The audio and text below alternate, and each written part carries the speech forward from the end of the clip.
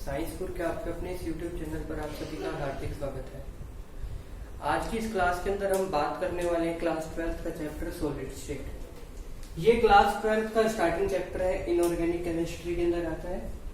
इसके अंदर हम बात करेंगे सॉलिड स्टेट होती क्या है, कितने टाइप्स के सॉलिड्स होते हैं और उनकी स्ट्रक्चर्स के बारे में।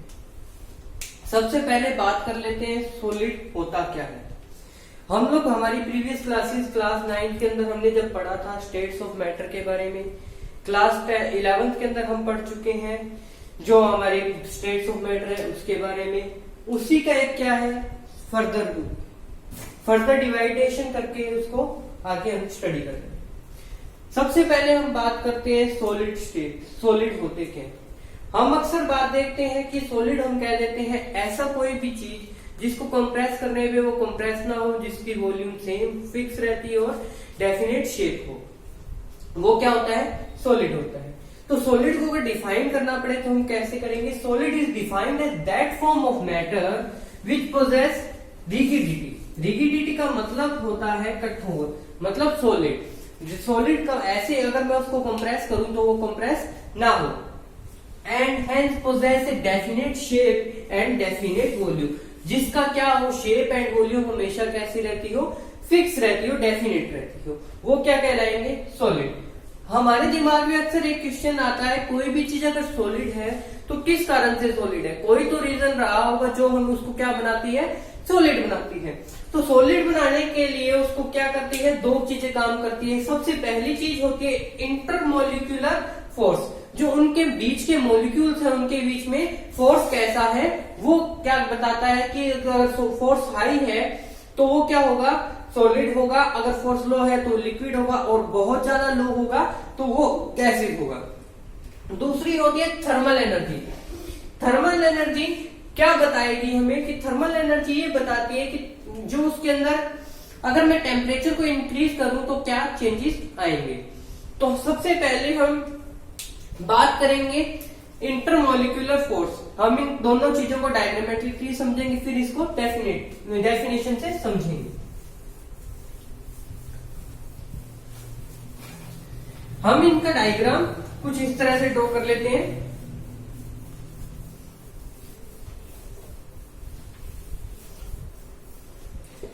हम जो इंटरमोलिक्यूलर फोर्स है उसको समझने के लिए हम एक जो हमारा नॉर्मल सा डायग्राम है जो हमारे काफी सालों से हम ड्रॉ करते आ रहे हैं वही डायग्राम हम ड्रॉ करेंगे।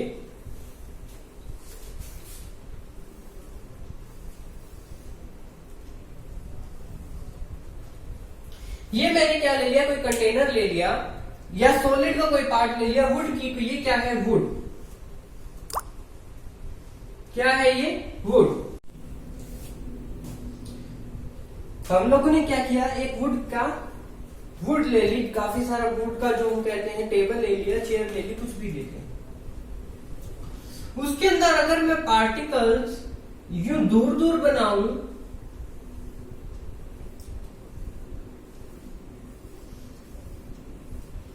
उन पार्टिकल्स के बीच में गैप रखूं तो क्या ये वुड सॉलिड के अंदर कन्वर्ट होगा? नहीं होगा।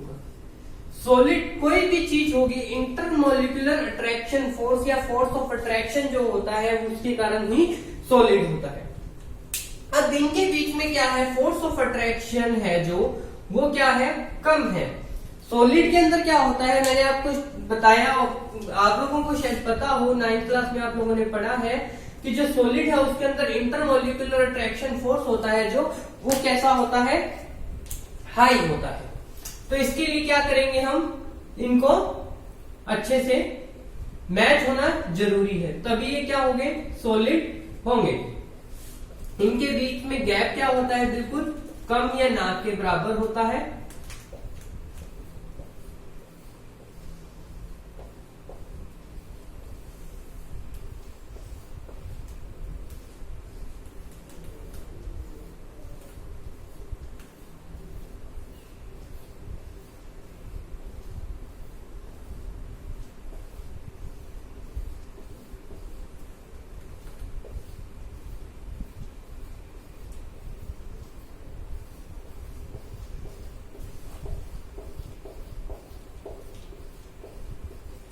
कोई भी आप सॉलिड की चीज ले लीजिए, उसके अंदर क्या होगा, इंटरमोलिकुलर अट्रैक्शन फोर्स क्या होगा, हाई होगा। इस हाई फोर्स ऑफ अट्रैक्शन के कारण क्या होते हैं, ये क्रिस्टल्स होते हैं जो जुड़े रहते हैं, जिससे क्या होता है, इनमें वाइब्रेशन क्रिएट कम होता है और ये सॉलिड स्टेट है जो अपनी बहुत कम चांस होते हैं जब अपनी स्टेट को चेंज करता है। आप लोगों ने देखा ये डायग्राम। अब इसके अंदर आप लोग देखिए, जो इंटरमोलिकुलर अट्रैक्शन फोर्स कैसा है, हाई है। कैसा है, high. Intermolecular attraction force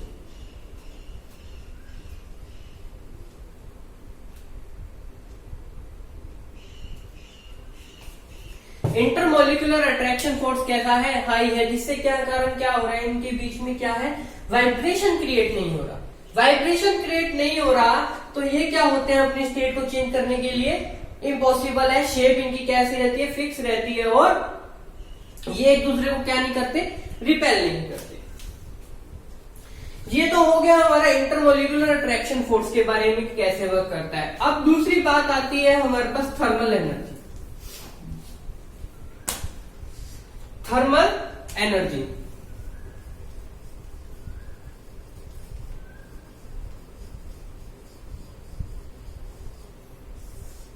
thermal energy क्या कहती है कि थर्मल एनर्जी, थर्मोडायनेमिक्स आप लोगों ने पढ़ी होगी, तो थर्मोडायनेमिक्स के अंदर ये बात आती है कि जो भी चीज गर्म है वो क्या करती है, थर्मोडायनेमिक्स क्या कहती है कि जो चीज गर्म है वो क्या होगी, ठंडे की तरफ मूवमेंट करेगी और ठंडा है जो गर्म की तरफ मूवमेंट करेगा, मतलब एनर्जी का चेंजेस होगा।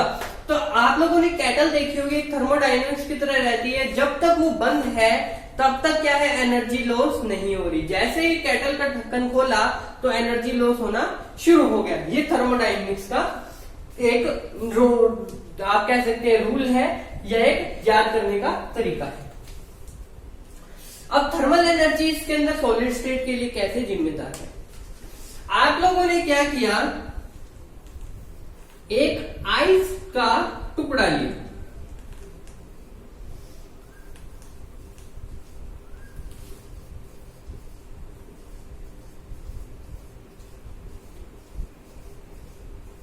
क्या किया, आइस का हमने एक टुकड़ा ले लिया, आइस ली हमने छोटी सी, उसको क्या किया हमने, निकाल कर रूम टेम्परेचर,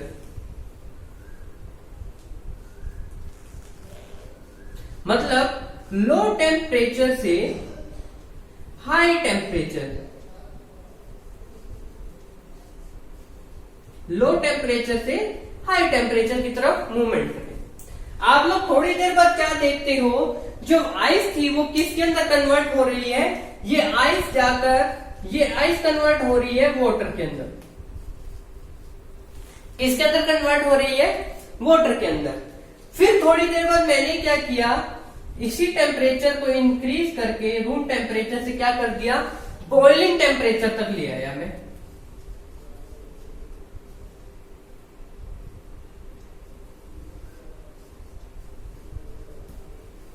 किस टेम्परेचर तक लाया मैं, बॉइलिंग टेम्परेचर तक लाया। तो ये क्या हुआ, वाटर से क्या हुआ, गैस के अंदर या वेपर्स के अंदर चेंज होना स्टार्ट हो गया। यहां तक क्लियर है। फिर मैंने क्या किया, इसको बॉइलिंग टेम्परेचर जो हमारा होता है 100 डिग्री, उससे भी बढ़ा दिया। तो ये कौन सी स्टेट के अंदर चेंज होने लग गया, प्लाज्मा। प्लाज्मा स्टेट के अंदर ये चेंज हो जाएगा। मतलब मैं कह सकता हूं जितनी कम थर्मल एनर्जी होगी उतना कम वाइब्रेशन होगा, उतने कम पार्टिकल्स टूटेंगे। फिर हम बात करेंगे इंटरमोलिकुलर अट्रैक्शन फोर्स कैसे वर्क करता है। अब हम बात कर रहे हैं इंटरमोलिकुलर फोर्स और थर्मल एनर्जी के अंदर डिफरेंस की। थर्मल एनर्जी के अंदर क्या डिफरेंस है और इंटरमोलिकुलर फोर्स कैसे डिपेंड करता है, ये बताता है कि हमें जो सॉलिड है वो सॉलिड कैसे रहेगा और कैसे नहीं रहेगा। देखिए इंटरमोलिकुलर फोर्स क्या कहते हैं, these are the forces exist among the constituent particles which try to keep the constituent particles close together। ये क्या करता है, पार्टिकल्स को पास पास रखने के लिए काम करता है। इंटरमोलिकुलर फोर्स, मॉलिक्यूल्स के बीच का फोर्स है। अब थर्मल एनर्जी क्या काम करती है? This is energy possessed by constant particle due to temperature. ये वो एनर्जी है जो क्या होती है, किसी पार्टिकल से टेम्परेचर के कारण क्या करती है, रिमूव होती है। पोजेस्ड मतलब निकाली जाती है। This energy try to the constant particles apart it tries to, मतलब इसकी टेंडेंसी क्या कर देती है, पार्टिकल्स की मूव करने की टेंडेंसी कर देती है। So we say that thermal energy apart the constant particles, ये क्या हम कह सकते हैं कि थर्मल एनर्जी क्या करती है, जो कांस्टेंट पार्टिकल्स है उसको क्या करती है, तोड़ने का काम करती है। Due to the thermal energy the particles of matter start vibration. अगर थर्मल एनर्जी ज्यादा होगी तो पार्टिकल्स क्या करते हैं, वाइब्रेशन को स्टार्ट कर देते हैं, जिसके कारण क्या होता है, जो हमारे कोई चीज अगर सॉलिड स्टेट के अंदर है तो वो क्या हो जाएगी, लिक्विड स्टेट के अंदर कन्वर्ट होनी शुरू हो जाएगी, और जो लिक्विड में है वो गैसेस के अंदर कन्वर्ट होनी शुरू हो जाएगी। तो ये दो कारण है जिसके कारण क्या होता है, कोई सॉलिड सॉलिड बना रहता है। आप लोग हमेशा ध्यान रखिएगा, जो थर्मल एनर्जी है, थर्मल एनर्जी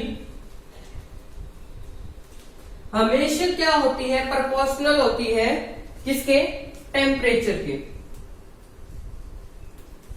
मतलब जैसे जैसे आप टेम्परेचर बढ़ाते जाओगे थर्मल एनर्जी बढ़ती जाएगी, और जो कोई भी पार्टिकल है या कोई भी जो हमने मैटर लिया है वो अगर जिस स्टेट से के अंदर है उससे चेंज होना शुरू होता जाएगा। आई होप आप लोगों को आज की क्लास के अंदर समझ आया हो। अगर समझ आया हो तो वीडियो को लाइक करना मत भूलिएगा, चैनल को शेयर एंड सब्सक्राइब करना मत भूलिएगा, और हाँ, घर पे रहिए, सुरक्षित रहिए। Thank you and have a nice day.